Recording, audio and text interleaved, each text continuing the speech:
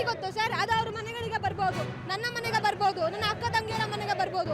ಈ ಎಲ್ಲರೂ ಕರ್ನಾಟಕ ರಾಜ್ಯದಲ್ಲಿ ಇರ್ತಕ್ಕಂಥವರೆಲ್ಲರೂ ಕೂಡ ನನ್ನ ಅಕ್ಕ ತಂಗಿಯರು. ಆದ್ರೆ ಅವರ ಮನೆಗಳಲ್ಲಿ ಡ್ರಗ್ಸ್ ಉಂಟಾದಾಗ, ಅವರು ಡ್ರಗ್ಸ್ ಸೇವನೆ ಮಾಡಿದಾಗ, ಅಂತ ಒಂದು ಸಂದರ್ಭಗಳಲ್ಲಿ ಡ್ರಗ್ಸ್ಗಳನ್ನು ಸೇವನೆ ಮಾಡಿಕೊಂಡು ಇಡೀ ರಾಜ್ಯದ ಭವಿಷ್ಯ ಹಾಳಾಗುತ್ತೆ. ಆದ್ರೆ ಇವತ್ತು ಭಾರತ ಅನ್ನೋಂಥದ್ದು ವಿಶ್ವಗುರು ಭಾರತಿ ಆಗ್ಲಿಕ್ಕೆ ಹೊರಟಿದೆ. ಆದ್ರೆ ಇದೇ ತರ ಡ್ರಗ್ಸ್ಗಳು ಸಿಗ್ತಾ ಹೋದ್ರೆ, ಡ್ರಗ್ಸ್ ಪೆಟ್ರೋಲ್ಗಳನ್ನ ನಾವು ಪ್ರಚೋದಿಸ್ತಾ ಹೋದ್ರೆ ನಾಳೆ ಏನಾಗುತ್ತೆ ಸರ್ ನಮ್ಮ ಭಾರತ?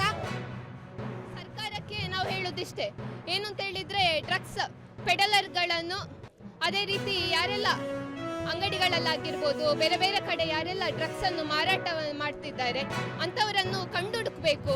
ಅದೇ ವಿದ್ಯಾರ್ಥಿಗಳನ್ನು ಯಾರೆಲ್ಲ ಹಾಳು ಮಾಡ್ತಿದ್ದಾರೆ ಈ ಒಂದು ಡ್ರಗ್ಸ್ ನೀಡಿ ಈ ಮಾಫಿಯಾವನ್ನು ತಡೆಗಟ್ಟಬೇಕು ಅಂತ ಹೇಳಿಕೊಂಡು ನಾವು ಸರ್ಕಾರ ಇದಕ್ಕೆ ಕೇಳಿಕೊಳ್ತೀವಿ.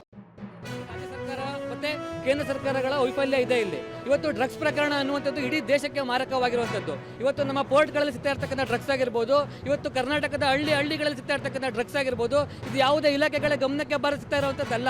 ಒಂದು ವೇಳೆ ಇದು ಡ್ರಗ್ಸ್ಗಳನ್ನು ಮಟ್ಟ ಹಾಕದೆ ಹೋದ್ರೆ ಇಡೀ ದೇಶದ ಸರ್ವನಾಶ ಆಗ್ತಕ್ಕಂಥ ಸಾಧ್ಯತೆ ಇದೆ ಇದರಲ್ಲಿ. ಹಾಗಾಗಿ ನಾವು ಮೈಸೂರಿನಲ್ಲಿ ಏನಕ್ಕೆ ಕಾರ್ಯಕ್ರಮ ಹಮ್ಮಿಕೊಂಡಿರೋದು ಜಾಗೃತಿ ಅಭಿಯಾನ ಅಂತಂದ್ರೆ, ಈ ಡ್ರಗ್ಸ್ ಅನ್ನ ಬೇರೆ ಸಹಿತ ಕಿತ್ತಾಕ್ಬೇಕು ಅಂತ ಹೇಳಿದ್ರೆ ಇದು ಪೊಲೀಸರು ಸರ್ಕಾರಗಳು ಮಾಡ್ತಕ್ಕಂಥ ಕೆಲಸ ಮಾತ್ರ ಅಲ್ಲ, ವಿದ್ಯಾರ್ಥಿ ಪರಿಷತ್ತಾಗಿ ಅಖಿಲ ಭಾರತೀಯ ವಿದ್ಯಾರ್ಥಿ ಪರಿಷತ್ಗೂ ಕೂಡ ಜವಾಬ್ದಾರಿ ಇದೆ.